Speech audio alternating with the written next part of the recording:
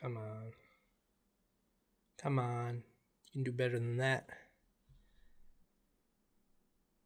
Get big. It will find itself in a moment, I think.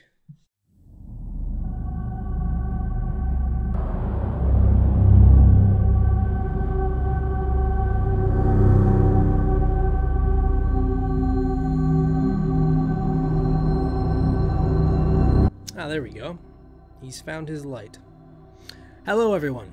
I am working diligently on the occult demonology guide that I promised, but it's going to be another long one and there's quite a bit of research and editing to be done, as I'm sure you understand. In the meantime, I didn't want to leave all my new subscribers waiting. Thank you, by the way, to everyone who subscribed after only my first video. I am honored to have you here. I thought I'd take the opportunity today to introduce you to another series I plan on doing on this channel besides demonic history, and that is Explaining Horrors. A series in which we will explore a variety of different supposedly true scary events. Things such as hauntings, cryptid or alien sightings, and any other abnormal things in this strange little world of ours. Today's video, outside of this little intro, is actually a re-upload from my old dead channel, so forgive me if I sound slightly different or the editing is different. If you're curious, I had a decently sized anime channel before this one and failed to convert it into a horror channel, so here we are starting from scratch. Anyways, please enjoy this creepy little, allegedly true story of demonic possession while I work on the bigger project.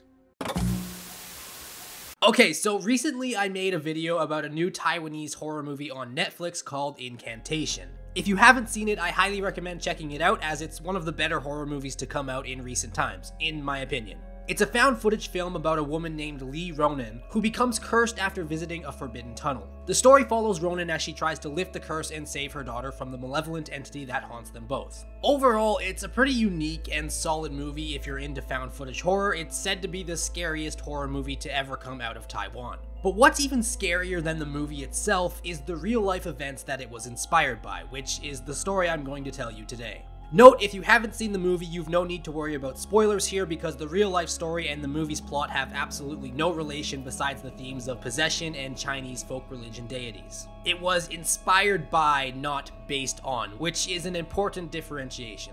So when I found out that Incantation was inspired by a true story, I absolutely needed to know what happened. I did a lot of research into the event, but despite my best efforts, I really couldn't find a lot of detailed information on the case. No public police reports or autopsy reports, and only 2 official Taiwanese news sources that covered it. At least the only 2 that I could somewhat translate to English. Not only that, but some of the information seems inconsistent across different sources. I don't even have a picture of the people involved. It does seem like there's a lot of mystery surrounding the incident, even in Taiwan, where I've heard that it's become a bit of an urban legend. But despite that, I've done my best to piece together the information from multiple different sources to figure out at least the main points of what happened. Please excuse my pronunciation going forward, I'm not from Taiwan.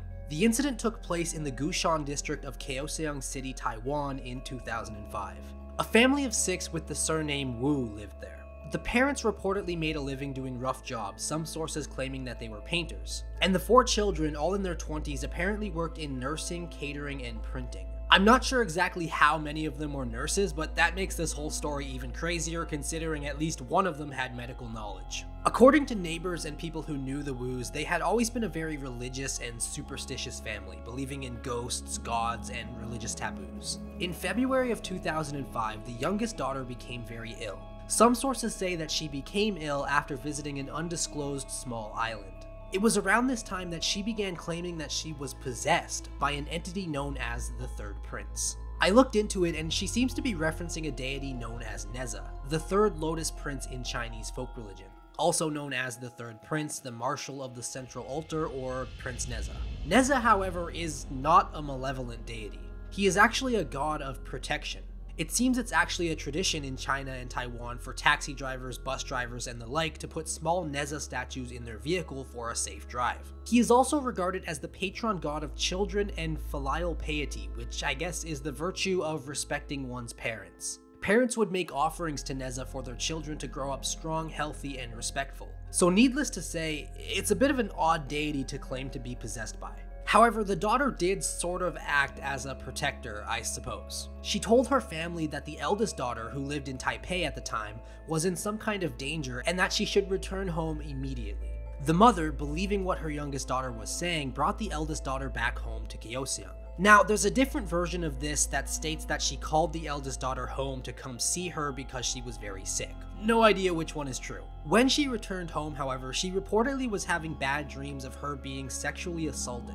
It's unclear if this recurring dream was based in something that actually happened to her in her past or not. The next month, the eldest daughter apparently received a phone call. No source was able to provide any information regarding who the phone call was from, but after receiving the phone call, she began acting strangely and claimed that she too was possessed by a different entity. Avalokitesvara Bodhisattva, which there's no way I'm pronouncing properly, but they are a figure from Buddhism that represents the compassion of all Buddhas. Once again, not a very menacing figure to be possessed by. She claimed that she wanted to eliminate disasters and solve problems for others, and she started regularly beating herself. How she went about doing so and for what reason, I couldn't find the answers to. Soon after the eldest daughter claimed to be possessed, so too did the rest of the family, each member claiming to be possessed by a different entity. The other entities mentioned in the reports are the Jade Emperor aka Yudi, said to be the first god, the Queen Mother aka Xi Wangmu, a powerful goddess married to the Jade Emperor. The Queen Mother was actually a demonic entity who repented and achieved enlightenment. She presides over life and death. And the last was the Seven Fairies, which I could not for the life of me find any solid information on.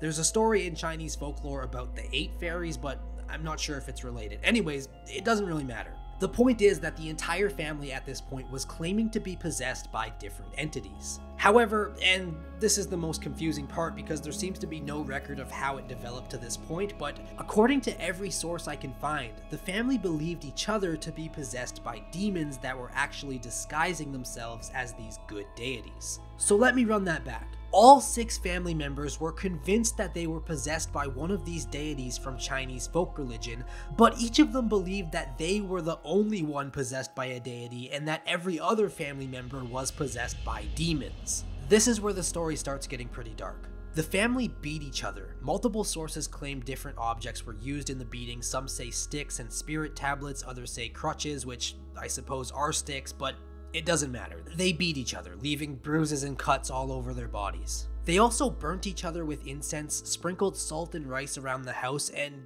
get this, they forced each other to drink urine and eat fecal matter, all in an effort to exorcise the demons from each other. This lasted for an entire month. During this time, the family did not eat anything besides their own feces and drank urine and water. Neighbors reported that the family would shout and howl all day and apparently did strange dances around the house. Reports also say that they had relatives living downstairs who left the building too afraid of the family and their actions to go home. Now, at some point, also unclear in all the reports I read, the family decided to focus their beatings and exorcisms all on the eldest daughter, who they believed to be possessed by a demon and to be the source of this entire mess. I guess at some point she was the only one they didn't believe for whatever reason. Unfortunately, after taking so many beatings and suffering from starvation, the eldest daughter died.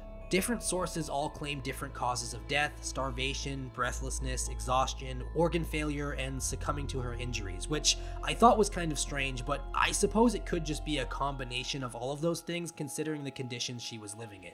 Anyways, even after her death, the family did not believe that she was really dead. The mother apparently even claimed that she was being possessed by the daughter's spirit. Instead of the daughter being dead, they believed that they had killed the demon possessing her. What's really strange about this though is that the day after the daughter's death, the family seemed to have regained a sense of reality. They apparently realized that their daughter was in fact dead, or at least they had enough sense to seek help. Sort of. They didn't go to the authorities. Instead, they left their daughter's body in front of the hospital in the middle of the night. She wasn't found until the next morning during a shift change when the morning staff were coming into work, and she was pronounced dead.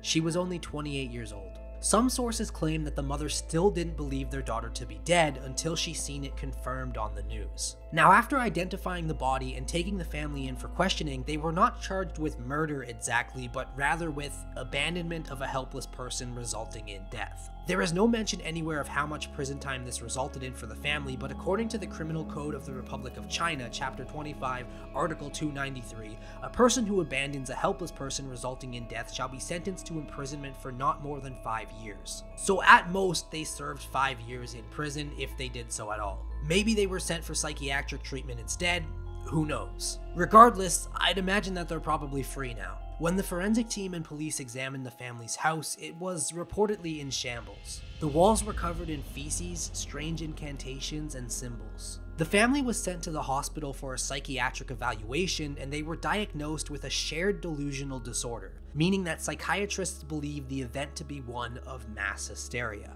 However, they were unable to determine what could have caused the family to all collectively spiral into madness. Some claim it could have been sparked by poor living conditions coupled with deep-rooted religious beliefs, but ultimately the case was inconclusive. And to this day, police have not been able to get all of the details from the family. And that's really all the information I could find about the case. Like I said, there aren't a lot of sources available that reported on the incident, and the information regarding what happened exactly seems to be very scattered and inconsistent, so take everything I've told you here with a grain of salt. The incident did take place, but there are certainly a lot of gaps and unanswered questions in the story. It's unclear where the family is today or if they still believe that they were possessed by deities and demons, but it certainly is a strange and scary case, even without the demons. The fact that an entire family shared the same delusion resulting in the death of the oldest daughter is tragic enough, but the strange incantations and symbols on the wall, coupled with the way the family seemed to snap out of their delusion after the daughter's death, who they claimed to be a demon, is a very weird coincidence. I'm quite the skeptic when it comes to these things, so I would say that mass hysteria in a family who was extremely religious and believed in such things as demons, ghosts, and folk deities is definitely more likely than them actually being possessed. I mean, this isn't the first time something like this has happened. The Salem witch trials probably being the most famous case of mass hysteria. But what do you think? Was the Wu family suffering from an insane shared delusion, or were they really possessed and tormented by demons? Let me know in the comments below. And welcome back to present day. Be sure to leave me a little like if you enjoyed the video and subscribe if you're new here for more scary stories like this one, as well as some deeper discussions on demonology and other horror-related folklore. I do have one more explaining horrors video from my old channel that I would like to upload here, so you can look forward to that in the very near future since it's already done. But for now, do try to keep from losing your mind until next we meet. Good night.